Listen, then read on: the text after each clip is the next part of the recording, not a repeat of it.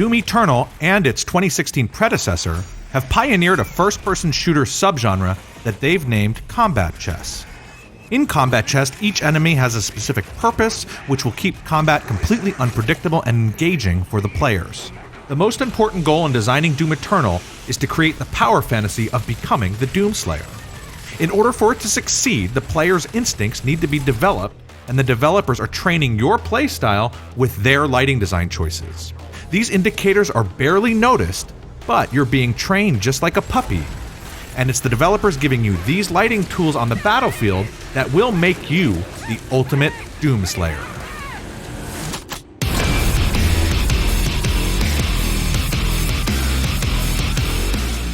My name is Adam, and this is Light and Game Design.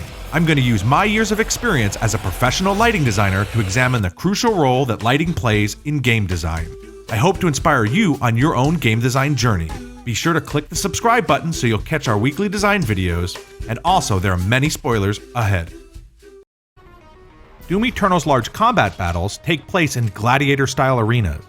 They feel like a large chessboard where you're the only pawn on your side of the table, making strategic moves against an onslaught of enemies that range from the simple pawns all the way up to the large queens. Let's take a look back at Doom 2016, so maybe we can learn how the player's instincts were being trained for this new style of arena combat. Notice when you're first entering the arena, all the light around you has this awesome red, hellish feel. But when I trigger the combat encounter, something completely unexpected happens and all of the lighting turns stark white. This is destroying that cool hell atmosphere. So why would the designers program such a drastic lighting change? Let's watch it slowly so you can see the change happen again. The designers need a stark white background so we can learn the lesson that spawning enemies come in with a red flash of light. See them? Now that red light contrasts very clearly from the white background, and we're being trained to look for it. It gives us a 2-second head start on the enemies and develops a faster instinct for us as the Doomslayer. Jumping back into Doom Eternal, you'll notice that the spawn light still exists. Watch how clear this flashes in the Taras Nabad arena. In that 2 seconds, we have a quick decision to make. Should I run for health and ammunition supplies, or do I push forward and engage the spawn head on? So I also noticed that the spawn light scales for large demons. And since this is combat chess, players have to be aware of the bishops, rooks, and queens on the board, because a really heavy large demon may have to be dealt with aggressively, or you will die.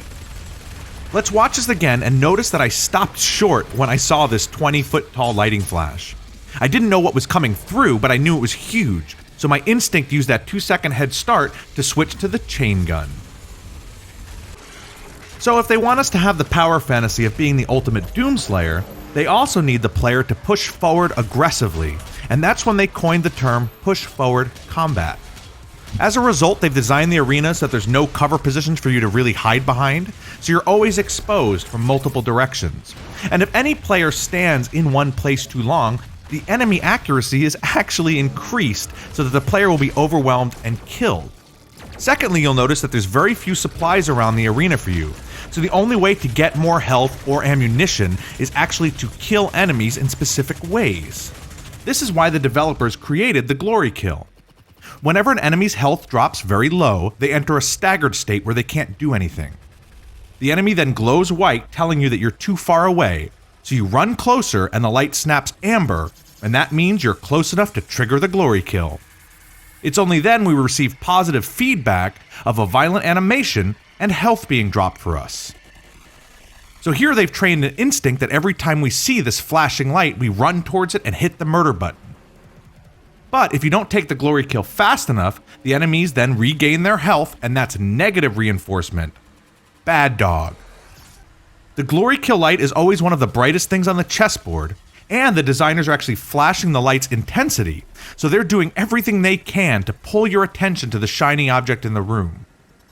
This simple lighting flash was so innovative that players completely changed how they're playing first-person shooters, from being timid and hiding behind cover to pushing forward aggressively and living out their fantasy of the Doomslayer. So since we've learned about indicators that bring enemies into combat, and indicators for taking them out of combat, I've also learned that lighting can train our instinct to tell us who's actually on the Doom chessboard with us. Doom has always been a first-person shooter, and this first-person vantage point creates a realistic simulation that you're actually in place as the Doom guy. But the disadvantage is that your field of view is limited and you don't know who's around you. Doom Eternal's designers are actually correcting for this limitation by using unique lighting on every single enemy. You probably didn't even realize that you know who's around you without any direct line of sight. And this information is really valuable as every single enemy is vulnerable to a specific weapon. So if you know who's around you without seeing them, that's critical to your mental strategy of what your next chess move is going to be and what weapon you're going to choose. Let's look at the Imp who's been throwing a fireball since 1993. There's a small lighting glow as he gets ready to throw his fireball at you. And then the fireball itself is bright and clean white, so it's easy to see and easy to dodge. We can also see him charging up the fireball for a longer amount of time with a bigger lighting indicator around him. This is the Imp's secondary attack, which is a fastball, which makes it a lot harder to dodge. While you may not realize that there's differences in the way these two attacks charge up, your instinct picks up on it, and then you behave differently to defend yourself against the slow or fastball. Every ranged enemy's projectiles are actually different, so that you can see the projectile and never actually see the enemy and know who's around you. See this burst of projectiles shooting across the screen?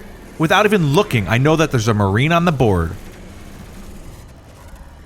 Hey, and there he is. You know, if I see a fireball that's blue magenta, boom, there's a Cacodemon on the field.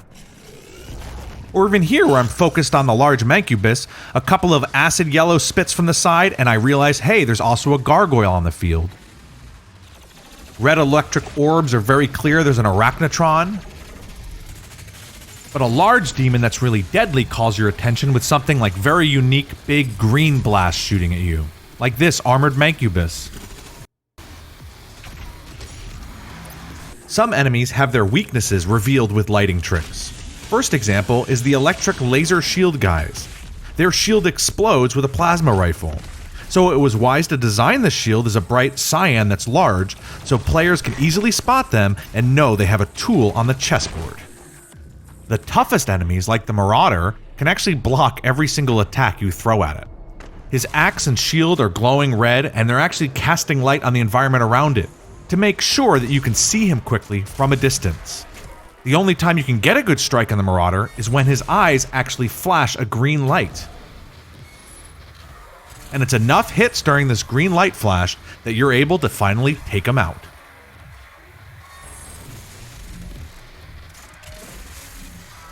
Another unique powerful demon is the Archvile, who's been the supreme mother since 1994. So the Archvile actually spawns an endless infinite loop of heavy demons that you have to deal with. If he's on the battlefield, he has to be target number 1. But he's always hiding for you and that actually creates a mini game of hide and go seek. The Archvile's weakness is the fact that he's always visually surrounding himself with fire.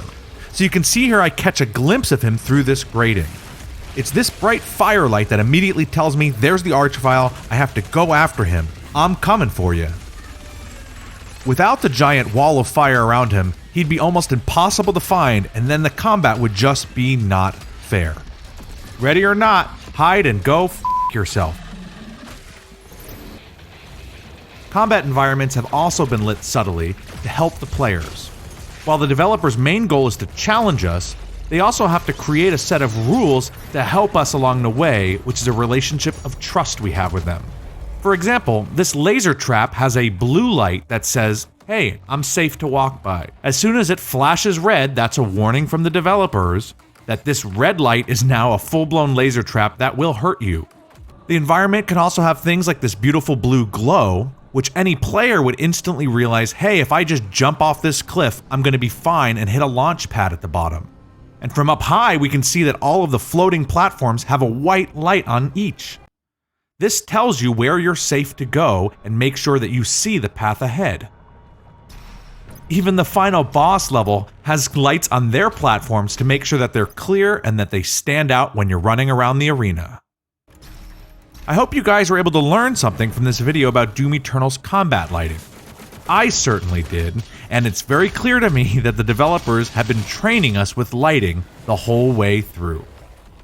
And if you haven't gotten to see my other Doom Eternal video, in that one I focus on environmental lighting design and how Doom Eternal brings hell to Earth.